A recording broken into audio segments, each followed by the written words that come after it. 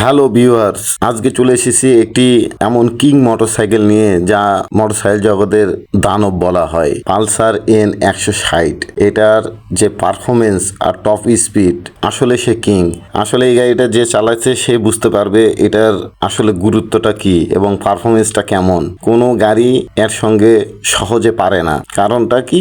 এর হলো ইঞ্জিনের শক্তি। ইঞ্জিনের শক্তির দিক দিয়ে টপ রেটেড একটা সেরা তিনের মধ্যে একটা বাইক, যে বাইকটি সহজেই যে কারো সঙ্গে টিক্কা দিতে পারে বা প্রতিযোগিতায় মুখোমুখি হতে পারে। হোন্ডাটির আউটলুকিং দেখেছেন কতটা স্মার্ট, কতটা শক্তিশালী দেখে মনে হচ্ছে, এবং মনে হচ্ছে চিতাবাঘের মতন দাঁড়িয়ে আছে, মনে হচ্ছে কাউকে শিকার করতে চায় সে। যাই হোক, গাড়িটা আসলে খুবই সুন্দর একটা প্রিমিয়াম কোয়ালিটির গাড়ি করেছে বাজাজ কোম্পানি। এটার ইউএসডি সাসপেনশন দিয়েছে এবং সামনের হেডলাইটটা একদম শিকারির মতন একটা লুকিং দিয়েছে। এটা আসলে খুবই অকল্পনীয় মনে হয় আমার কাছে যে এটা কি গাড়ি বানিয়েছে বাজাজ। যাই হোক, বাজাজ সবসময় তার ক্রেতার জন্য খুবই ভালো কোয়ালিটির গাড়ি লঞ্চ করে যাতে সে মার্কেটে টিকে থাকতে পারে। আর এনএস গাড়িটাও ছিল টপ, কিন্তু এনএসকে মডিফাই করে N 160 তারা লঞ্চ করেছে, যেটার লুকিং আপনারা দেখতে পাচ্ছেন, একটা গর্জিয়াস লুকিং মাস্কুলার একটি বাইক। এই বাইকটি আসলে সবার জন্য নয়। কেন সবার জন্য নয়? কারণ গাড়িটির হাইট, উচ্চতা একটু বেশি, যার কারণে একটু যারা টেল বা লম্বা তারাই এই গাড়িটা সবচেয়ে ভালো মজা পাবে। কারণ একটু শর্ট হইলে নিচের দিকে পা নামানো খুব কঠিন হয়ে যায়।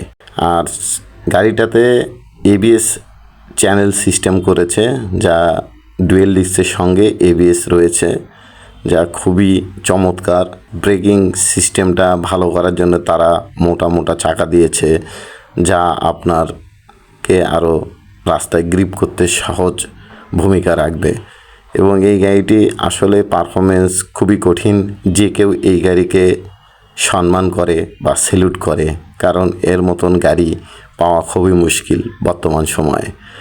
আর অনেক দিন ধরেই, অনেক বছর ধরেই এই এনএস বাইকটি মার্কেটে বেশ ভালো সাড়া পেয়েছে, যার কারণে তারা নতুন করে আবার N 160 নামে আবার গাড়ি বের করলো, যা খুবই ভালো। এবং এটার মিটার ডিজিটাল করেছে এবং ট্যাঙ্কি থেকে শুরু করে A to Z সব কিছু তারা খুবই ভালো মানের করেছে, যা আপনার আলাদা একটা ফিল দিবে। তাই আমার সাজেশন থাকবে, যারা লম্বা তারাই শুধুমাত্র এই গাড়িটা নেবেন, কারণ গাড়িটার ওয়েট অনেক বেশি, যার কারণে দেখা যাবে যে আপনার শর্ট হইলে আপনি পরে আর কন্ট্রোল করতে পারবেন না। যখন ব্রেক করবেন তখন পড়ে যাওয়ার সম্ভাবনা থাকবে। তাই আমার সাজেশন থাকবে, যারা একটু লম্বা চওড়া তাদের জন্যই N 160।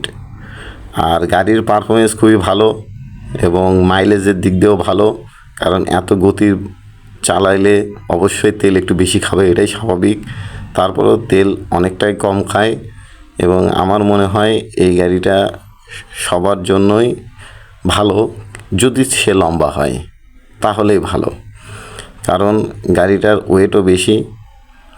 যাই হোক, গাড়িটা বেশ চমৎকার একটি গাড়ি করেছে। ইউএসডি সাসপেনশনও আছে পিছনে এবং মোটা চাকা 130 সেগমেন্টের একটি চাকা দিয়েছে তারা।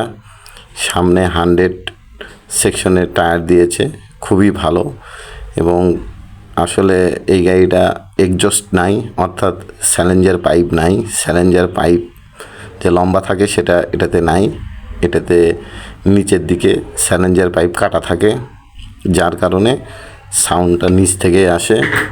যাই হোক, এটাও অনেকের কাছে একটু খারাপ লাগে, কিন্তু না, স্টাইল এটাই, কারণ তারা যেটা ভালো মনে করে সেটাই ঠিক।